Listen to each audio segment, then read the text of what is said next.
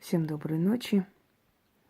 Итак, друзья мои, всем вам известна узелковая магия. По-другому называют наузная магия. Узелковая магия, она тем и сильна, что вы как бы невзначай, не видя, привязываете к себе определенную энергию. Вы заряжаете эту нить той энергии, которая внутри вас, которую вы призываете, на что настроены, и привязываете к себе. Наузная магия была известна испокон веков. Узелками делались обереги, защиты, красная нить на запястье от сглаза или от врагов. Кроме всего прочего, красную нить привязывали перед каким-то важным событием. То есть привязывали силу удачи к себе на то время, пока она нужна. Говоря определенные слова, например, там, эту нить привязываю, да, удачу, нить связываю, удачу к себе привязываю, пока нить на моем запястье, чтобы было, как я хочу, как я приказываю и так далее. По-разному. А потом с этой ниткой на запястье шли на важное дело. Дело получалось, вот они откупались и сжигали нить. У меня есть несколько таких ритуалов, вам подаренных. На самом деле наузная магия к нам пришла из Скандинавии. Вопреки всему, это не славянская магия, но очень широко осталась в славянской культуре. Славянская магия в основном была связана с определенными оберегами, знаками, обращениями к богам, чурами и так далее. Но поскольку скандинавы, скажем так, немало роли сыграли в нашей истории, многие из наших великих княгинь были по крови скандинавки, германки, немки. Сейчас они немки, тогда это были германские народы. Вот вместе с ними и культура наузной магии потихоньку просочилась к нам сюда.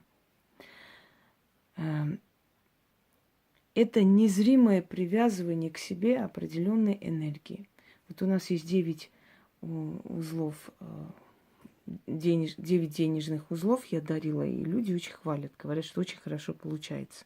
Вот я дарю еще один ритуал. Это имеет немного, знаете, несколько таких разных направлений. Во-первых, здесь есть византийские элементы. Например, багровый цвет. Это цвет людей благородных кровей.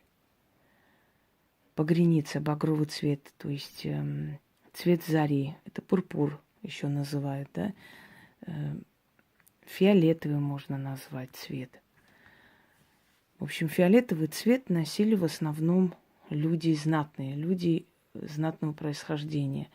Этот цвет разрешался только императорам. Впоследствии, когда завоевали османы Византийскую империю, разрешалось только представителям османской династии, то есть Али Осман. Дорогие друзья, этот цвет получали из определенных морских ракушек, поэтому,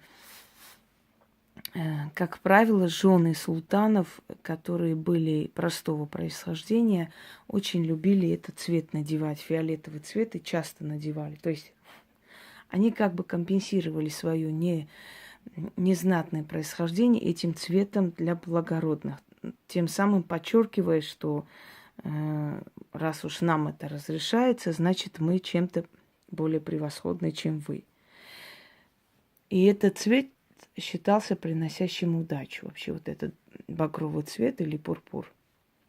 Красный цвет считался цветом счастья, богатства, цветом изобилия, потому что красный – это не только красивый, красный еще означает могущество, сила. На гербах, когда мы изучали геральдику, на гербах многих стран, многих народов изображается красный цвет. Красный цвет находит свое место. Красный цвет, вопреки всему, это не цвет крови на флагах и гербах, это цвет могущества, силы. славного прошлого, если хотите так. Зеленый цвет. Зеленый цвет больше восточный цвет. На Востоке зеленый цвет считается цветом благополучия, силы, чистоты и так далее. То есть не зря, скажем так, в исламе в основном флаги красили, да, в зеленый цвет. И сейчас во многих культурах осталось. Считается цвет ислама зеленый. Но здесь дело не в религиях абсолютно, и в культурах. Просто объясняю вам, почему эти цвета выбраны специально. Если вы посмотрите «Магия цвета», у меня есть такой ролик, вы поймете, почему определенный цвет – это отвечающий за определенную, как бы, скажем, сферу деятельности человека. Вообще в природе нет цветов. Это наши глаза нам это показывают. И те объективы и камеры, которые мы изобрели, тоже приспособлены как видеть, как наши глаза. Ну, практически. Это искусственный глаз. На самом деле во Вселенной нет цветов. Абсолютно все бесцветно, дорогие друзья. Да. Но откуда цвет образуется? Это соединение определенных энергий. Если эти энергии совпадают, получается определенный цвет. А значит, это еще раз доказывает, что цвет обладает энергией. Черный цвет. Черного цвета вообще в природе не существует. Черный цвет – соединение всех цветов, которые есть в нашей природе, в мироздании. Именно поэтому черный цвет, он именно магический цвет считается, поскольку она в себе воплощает все энергии, которые существуют. Итак, вам для этого ритуала нужно 3 нитки 3 цветов. Найдете, можете взять мулине. Они тоже из шерсти делаются в основном.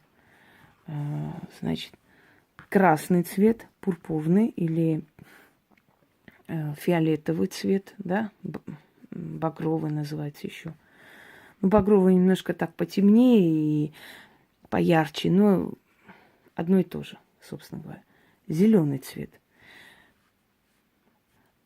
Кусок черной ткани. Туда нужно обмотать 3 пятака. И 3 свечи 3 цветов. Точно таких же. Зеленый, красный и фиолетовый. Если хотите, найдете. Если фиолетовый не можете найти, ну, можно какой-нибудь другой заменить, в принципе. Но нити должны быть именно такие, которые я вам говорю. Да в любом магазине для кройки и шитья продаются эти нити. Это не проблема вам приобрести на самом деле. Они вам еще много-много раз пригодятся, потому что я вам буду давать различные работы. Значит, эти пятаки положите в материю и свяжите вот таким образом, чтобы получилось такой узелок с пятаками. Разделите вот эти нити, края вот так привяжите, чтобы было аккуратно. И начитайте 3 раза. После чего надо будет привязывать. Ну, сейчас по ходу вы поймете как. Руку вот так положите и говорите. 3 реки стекаются. 3 реки в море вливаются.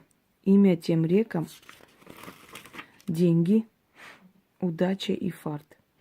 Имя тому морю – мой дом, мои сундуки да мои закрома. Как те 3 реки к морю стекаются, так и злато, серебро и деньги в мой дом стекаются. Как те 3 реки к морю стекаются, так и деньги, удача и фарт в мой дом стекаются. Как те 3 реки к морю стекаются, так и имущество в мой дом стекается. Узлами нити связываю, удачу, деньги и фарт к себе привязываю. От сил удачи, денег и фарта по 1 монете мне в дар. Где монеты, туда и деньги придут. Ко мне дорогу найдут, да у меня останутся. Немного устало сказывается, не обращайте внимания, все нормально, в принципе. Текст выложим и поймете. Пойдемте дальше. Вот так соедините воедино все эти 3 нитки. нужно делать 5 узелков. Значит, первое делаем и говорим. Первым узлом деньги к себе привязала.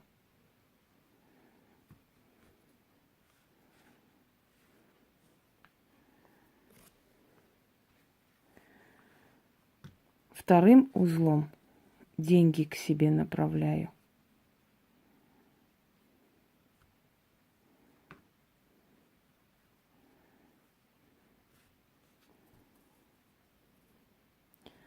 Третьим узлом мне богатеть.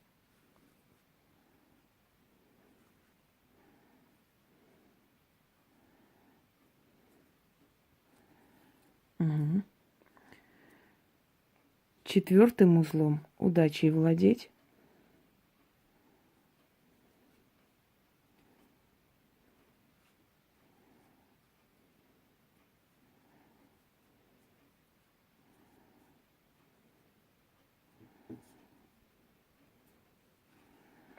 А пятый узел все за мной закрепит.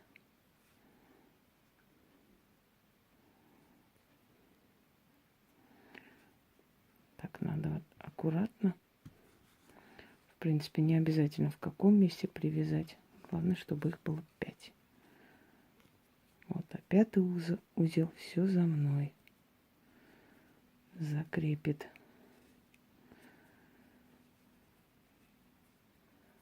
Так, вы привяжьте аккуратнее. У меня немножко не очень получилось, но это не важно. Главное, что я вам объясняю. Потом берете это и положите себе в сумку или в кошелек. Ну, смотря куда поместится, в принципе, не принципиально. Если потеряете, переделывайте. Если порвется или что-нибудь случится, это все вытащите, сожгите и переделывайте. Она просто потеряет силу, не более того. И за короткое время вы заметите, что если вы торгуете, то деньги идут от вашей торговли. Если вы чем-то занимаетесь, то у вас больше заказов. Одним словом, сразу перемена ощутится. Наузная магия, она сильная, очень быстро работает. Свечи потушите. И можете использовать и в других ритуалах. Это здесь не принципиально. Все. Удачи вам.